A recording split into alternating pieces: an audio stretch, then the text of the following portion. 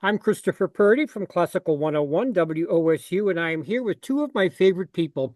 And we are going to be talking about a concert that I've been looking forward to for about a year. Alonso is a pianist, he's a raconteur, he's a musician.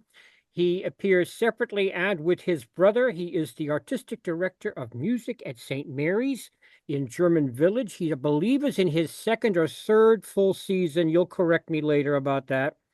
And Orlando Alonso is inaugurating the new season of the series on the 22nd of September, Sunday, 4 o'clock, playing the first book, Fasten Your Seatbelts, the entire first book of Bach's Well-Tempered Clavier on the piano.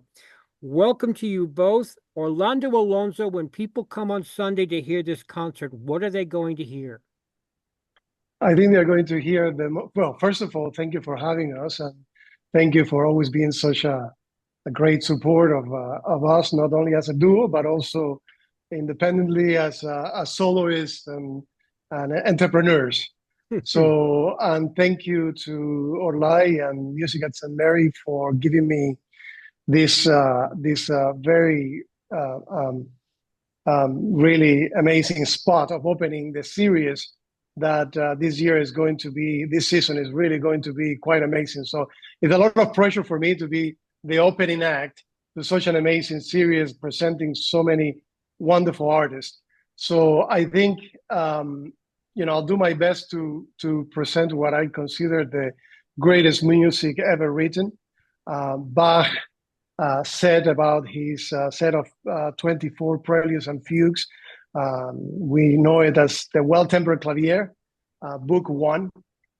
He said that if any of his music were to survive, this would be it. This should be the one that survives, because in it you have, the most important, really the most important elements of Bach's music that is later going to transform the canon of classical music, and I think even of popular music in the centuries to come. So I think people are going to hear what I consider the most beautiful music ever written. I think it's true that everybody who came after Bach, in terms of composers, looked back to Bach. They Yes. considered Bach really ground zero, and then tried to move on from there. No, not really. No one ever really surpassed him. It's kind of mind-boggling what he accomplished. He did live a long life and had a lot of children, but he really did.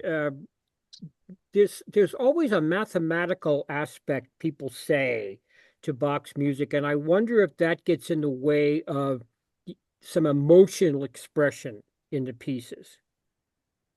I don't think so. I think it's quite the contrary. Quite the contrary. I think Bach sort of orthodoxy and set of rules where he sort of encompasses his music is really what allows him to have a coherent form and architecture. And from this architecture, the same way a church is built, or the same way, you can even trace it back to the same way, the Gospels are written, or the Bible is written, that from this architecture is where he expresses the most beautiful feelings and sets of emotion.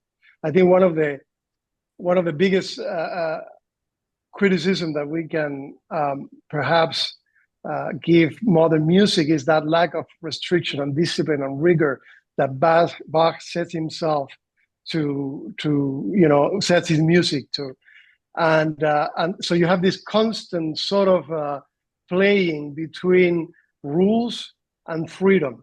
It's very interesting. The great Christian theologian J.K. Chesterton said that only in a strict rules of the orthodoxy you find true freedom. So if you're not a religious person per se, maybe you might not agree with this, but I think in Bach we find that inside this strict set of rules you find really true freedom, because he allows himself to transcend these mathematical settings, which are the foundation of what he wants to express than in music. So uh, you have really a group of elements that are all combined in a very magical way to create this amazing music. Ortega y Gasset, the great Spanish philosopher, said that in Bach music we find true love, because love is the union of many different elements into one. So you have to be disciplined. You have to be mathematicians. But you also have to have freedom. You have to let your emotions run free within these confines. And I think that is truly the greatest achievement of Bach, that you can see composers later on trying to recreate. I mean, as Beethoven um, gets older and his compositions mature, you see how he tries to go back to to the rules of counterpoint of Palestrina and of Bach. You can see he's looking at that kind of structure and discipline and mathematical thinking as the best form of expression. You see that in Brahms, of course. You see that in Mozart as well, much less, but you can still see it in his religious works. And then you see it in the romantic composers as well. You see it in Franz Liszt. His great monumental piano sonata includes a fugue that is very much in the style of Bach. And then Brahms, composers like Brahms are pretty much. Brahms is more of a Baroque or medieval composer than he is a romantic composer. So it is in this mathematical sort of structure that composers like Bach and later on find that it is the true sort of expression of unity and music coherence. So I want people watching this to really find in the comments section a link to a performance of Orlando. Two of the Bach preludes and your performance are there as a preview for people. And also another link will be to the new current series of the Music at St. Mary's series, which you are opening Sunday, September 22nd at 4 o'clock at a gorgeous venue, St. Mary's Church in German Village in Columbus. Orle Alonso, pianist, musician, teacher, impresario. You both wear those hats separately and together. What do you have planned for us this year? Just give us a quick preview of the new season at We St. have a Mary's. lot of music planned for this year. Thank you, Master Purdy, for being so gracious as always. And thank you to my brother for being here. More than my brother, I still consider him the best pianist who is in this time performing the Bach Preludes and Fugues. Book one, name someone else who's doing it and come listen to him, and name someone who can do it better than he can, and I will buy you dinner. Okay, I will buy you dinner. I promise. you just be broke very soon. Oh no, I will not. I'm so excited about the concert series. People need to click on those links that I've offered and hear your performance, because he's right. Your brother's right. I mean, there's some stunning playing there. And as I said, I mean, I'm pretty cynical, and I've been looking forward to this concert for a year, so I can't wait. Orle Alonso, it's impossible to interrupt you, but I just did. I'm sorry. Go ahead. No, you're great. It's so wonderful to do this year with starting with how Bach can change your life. So the idea of this year's concert season is how we combine spirituality and music, and how we combine our daily lives and find a place as beautiful as St. Mary is to just come and enjoy the music and be there. So what better way to start than with all of Bach Preludes and Fugues from book one, and really just meditate, just enjoy the time that you're there, really have time to look inside and look deep and follow the whole style of Bach's music, what it's doing, as following what you were saying, which I agree to everything you said, is the whole idea of Bach making this mathematical music, but yet has such emotional power and has such spiritual content that is so beautiful that it wasn't until Schoenberg that, polyphony and counterpoint came back with the same strength as Bach had it. But again, it became music of the mind, not really music that was accessible to everybody. So what Bach did, no one could replicate. So he has no comparison on what he did musically. So my goal in the concert series is to do for people what Bach's music does for the soul, to come and enjoy at St. Mary what performing the music of Bach does for you as an artist. Of course, it does more for you if you are the performer, because then you really embody the music that Bach is creating. But as a listener, you're second to that one person that is performing it to actually really be able to be part of that journey that you take. And this year, we're doing so many more family and community-oriented things. We're definitely partnering with the local schools to provide music for them. So we're doing Oktoberfest, we're doing Hispanic Heritage Month, we're bringing children's choirs like the Columbus International Children's Choir coming to sing. We're doing the local choirs from all of different. Last year we did the inaugural You have a choral big high school invitational. festival, don't you? A big high school choral festival? Correct. That they're coming back. So we're very excited to have the local high schools coming over and singing with us during the summer. We have kids coming over and singing for the school kids, for the community. So this year, we're definitely going stronger on family, community, and the inner one, the soul and the music that would really help us clear our lives, then be really at peace with ourselves and with everyone around. Your Pro Music are coming, doing a couple of programs, I believe. Correct. And Stephen Caracciolo's Pro Arte Chorale, which has a new name. Right, Pro Arte Ohio, formerly Lancaster Chorale, we're going to have them back. So we're very excited to have them. They're coming 3 times this year. And there'll be receptions after the concert. So this new year, we have the new construction that came out of St. Mary's School. So we have a new venue where afterwards people can get to meet the artists and spend some quality time with them. So we're very, very excited, and still keeping the concert season as affordable as possible so the entire community can really be part of it. So we love the students coming in to see all the concerts. We love the community, and children always get in for free anyway. So we want children to start to enjoy this kind of beautiful music that we call classical music. And in a gorgeous space. And the concerts are always crowded, I will say. So get there early to get the best seat. Orlando, I wanted to ask you one more question. You are playing it on a piano, the kind of piano Bach probably didn't know. And a lot of people use the piano today. Have you ever considered doing it on the harpsichord? And what would the difference be for you as an artist? That's a good question. I always thought about that. Well, first of all, it's sometimes very hard to find a harpsichord. And then it's an instrument that takes a lot of work and effort to maintain in tune, and a lot of harpsichordists, which I am not. I've played the harpsichord before, and I love playing it because it's a great source of reference. And one of my favorite recordings of this set of preludes and fugues are by Wanda Landowska, who so masterfully recorded this set of preludes and fugues in the harpsichord.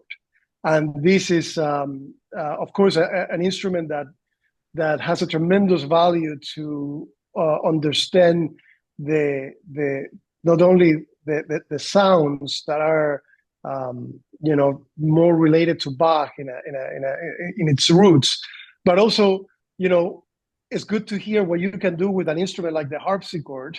How can you be expressive in the music? For example, Landowska was a master at creating different sort of dynamics by using the different strings and changing the settings of the harpsichord.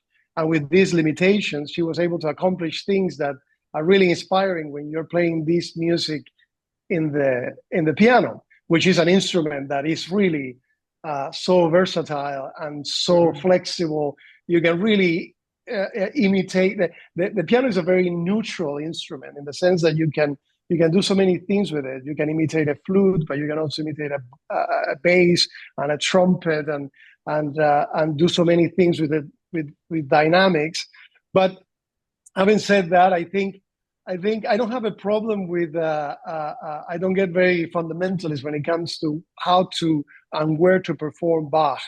I think the Well-Tempered Clavier is an example of how revolutionary Bach was. I mean, he named the well-tempered clavier. It's well-tempered, meaning it's a different kind of tuning, a more Right. exact tuning, which was revolutionary at the time. So he wanted to play all of this different music in different keys without having to adjust the tuning to a particular key. This is a longer conversation, but basically, Bach is an example of the artist that is always pushing the boundaries. He was not only a great composer for keyboard music, but he was also a great composer for vocal music and string music, and you take your cue from these kinds of formats. So it's not only the harpsichord or the organ that informs how Bach should sound or should be played. It's also the violin or the cello, viola da gamba, or I think in my favorite really, sort of like path to follow is the choral works of Bach. You know, his cantatas, his passions, all of these vocal works that really inform the soloist on what Bach was thinking, not only harmonically but also melodically and rhythmically and emotionally what he was thinking. So I really appreciate when I hear Bach played in period instruments and enjoy it very much as I do when I hear it played in modern instruments like the piano or in modern flutes that are not the wooden ones. I really it's more about the expression and following sort of like the style of the music that makes it come alive rather than the instrument itself. I think we are more of the instrument than the instrument itself. And I just wanted to add that I love what Orlai is doing music at St. Mary, because one of the things that I find that draws me always to Bach is this sense of a human need to transcend. Right?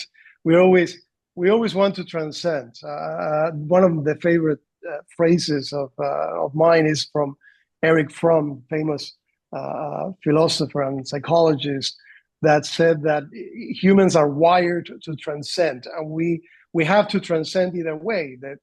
The problem with that is that some of us transcend for the better or for good, for truth, and some of us transcend for evil, for other things, destructive means.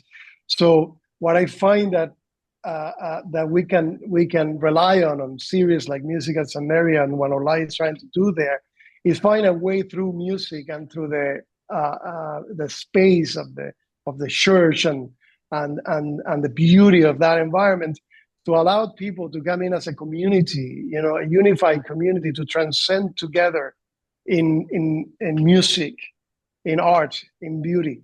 And that is actually together as a community. Together as a community.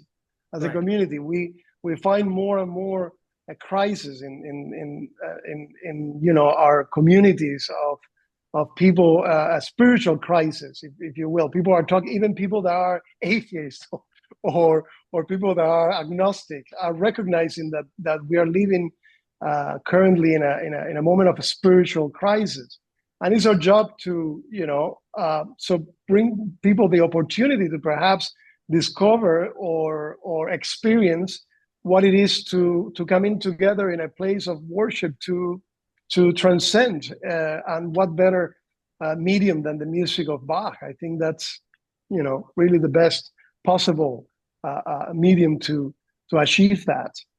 I think that in the fraught world we find ourselves in right now, if you want music that will put its arms around you, then come to St. Mary's on Sunday, the 22nd of September at 4 o'clock and hear one of the great monuments of music it's filled with love. It really is, and beauty. Yes. The first book of Bach's Well-Tempered Clavier, played on the piano by Orlando Alonso, produced by Orlai Alonso, who is the artistic director of music at St. Mary's.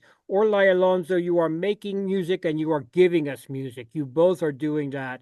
And thank you from the community. Long success. We will see you on Sunday. Don't forget, look at the links underneath this piece. You will find Orlando Alonso's performance of 2 of the preludes. I'm not giving it all away. I want you to show up. and also Yeah. the information of the whole new season of concerts at Music at St. Mary's. Gentlemen, And thank I, you. and I want to say that thanks to you as well on our live, because you both are going to be there at the concert. We're going to because this is such a long piece. We're going to divide it and have the opportunity to, in between some of the preludes and fugues, to have the opportunity to talk about the music, and who better. I'm very excited to have you two be the people to talk to in between and discuss this thing and make it more of a participatory sort of experience, right? This So thank you. this old man will try to stay out of the way, but it's going to be No, wonderful. no, no. We don't want that. We I want the look, opposite. We want I you to get in the way. That's the well, reason why you're there. but I We're look for, waiting for all of you to come with Right. open arms. So you're all welcome. So come and join us. Sunday, September 22nd, this coming Sunday, 4 o'clock, Music at St. Mary at German Village. The information is in the link underneath this piece. Gentlemen, thank you. Orlando Alonso, Olay Alonso, thank you so much for your time. Thank I'll you. see you on Sunday. Can't See you on wait. Sunday.